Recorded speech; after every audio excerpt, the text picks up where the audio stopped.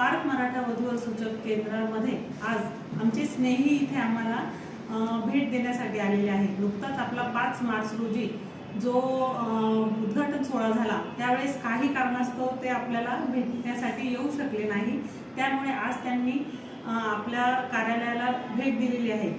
या त्यांच्या शुभेच्छा आणि त्यांचे जे अनुभव आहे आज ते आपल्याला काही माहिती देणार आहे आणि आपल्याला शुभेच्छा देणार आहे। त्या शुभेच्छांचाही आपण आज स्वीकार करू आणि त्यांचं जे समाजामध्ये जितकं त्यांचं फिरणं आहे आणि जेवढे अनुभव आहे त्या अनुभवावरून ते आपल्याला आज काही 2 शब्द जे सांगताय ते सगळ्यांच्या उपयोगाचे आहे। समाजात आज ज्या पद्धतीने काही गोष्टी ज्या बदल करण्याची गरज आहे ते अनुभव आज आपण त्यांच्या तोंडून ऐकू।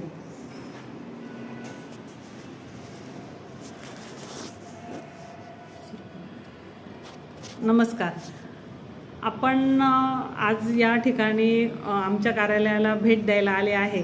आपण आपले काही अनुभव सांगा, आपल्या शुभेच्छा ज्या आपण देण्यासाठी आले आहात त्याच्यासाठी आपण आपलं नाव प्रथम सांगा आणि मग पुढचं आपल्याला माहिती। मी आत्माराम सुखदेव हिरे, राहणार काष्टी, तालुका मालेगाव, जिल्हा नाशिक। मी महावितरण म्हणजेच MSCB मधून सेवानिवृत्त झालेले आहे आणि आता सध्या मी मालेगाव तालुक्यात काष्टी येथे शेती करतो आणि नाशिक आणि मालेगाव येऊन जाऊन असतो।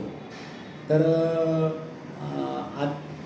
आपण जे पार्थ मराठा वधू सूचक केंद्र हे आपण नाशिक शहरात सुरू केलं, ही खूप चांगली गोष्ट आहे आणि ही काळाची गरज आहे। आजच्या जमान्यामध्ये आपण फ्लॅट सिस्टीममध्ये राहतो, शेजारी एखादा मुलगा इंजिनियर असेल, डॉक्टर असेल किंवा कोणी असेल किंवा मुलगी एखादी इंजिनियर, डॉक्टर वगैरे कोणी असेल तरी ते आपल्याला माहिती नसतं। पूर्वीच्या जमान्यामध्ये कसं होतं, ग्रामीण भागात काही जे ज्येष्ठ लोक होते ते अशा माहिती ठेवायचे आणि ते इकडे तिकडे जाऊन अनेक लोकांना स्थळं सुचवायचे आणि त्यांच्या सुचवण्यामुळे अनेक लग्न झालेले आहेत आणि तडीस गेलेले आहेत।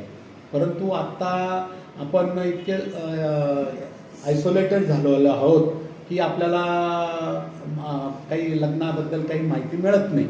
जवळचा नातेवाईक असतो आपल्याला, त्याची मुलगी शिकलेली असते किंवा मुलगा शिकलेला असतो, पण ते आपल्याला माहिती होत नाही। म्हणून हे आता पार्थ मराठा वधू सूचक केंद्राने जी आपल्यासाठी समाजासाठी जी सुविधा उपलब्ध करून दिलेली आहे त्याच्यामुळे मी तुमचं खूप खूप धन्यवाद व्यक्त करतो आणि तुम्हाला पुढील भविष्य काळात शुभेच्छा देतो।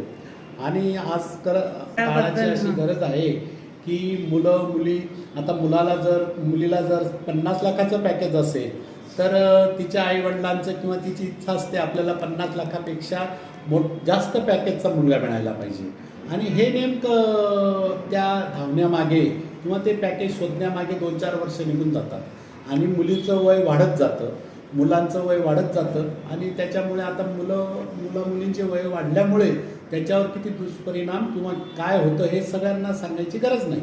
परंतु आज रोजी कुठेही जास्त पॅकेजच्या मागे न लागता कुठेतरी ॲडजस्टमेंट केली पाहिजे आणि बायोडाटा पाहून आणि तो वाचून शांत राहण्यापेक्षा तुम्ही त्या स्थळाचं बारकाईने निरीक्षण करा, त्यांच्याकडे जाऊन त्यांना फोन करून।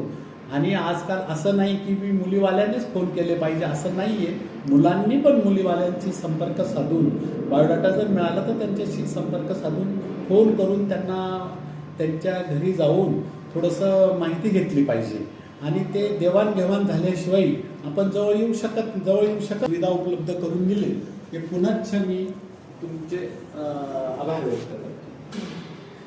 म्हणजे खूप छान समाजाला जो महत्त्वाचा मुद्दा आहे तो आज हिरे सरांनी आपल्याला दिलेला आहे आणि या मुद्द्याचा नक्कीच सगळ्यांनी विचार करावा आणि याच्या संदर्भात जर कुणाला आमचे कार्यालयाची माहिती हवी असेल तर आम्हाला नक्की संपर्क करा। आमचा नंबर आहे 89 99 05 41 33। या नंबरवर आम्हाला संपर्क करा, नक्कीच तुम्हाला योग्य जोडीदार मिळवून देण्याची आम्ही प्रयत्न करू। धन्यवाद।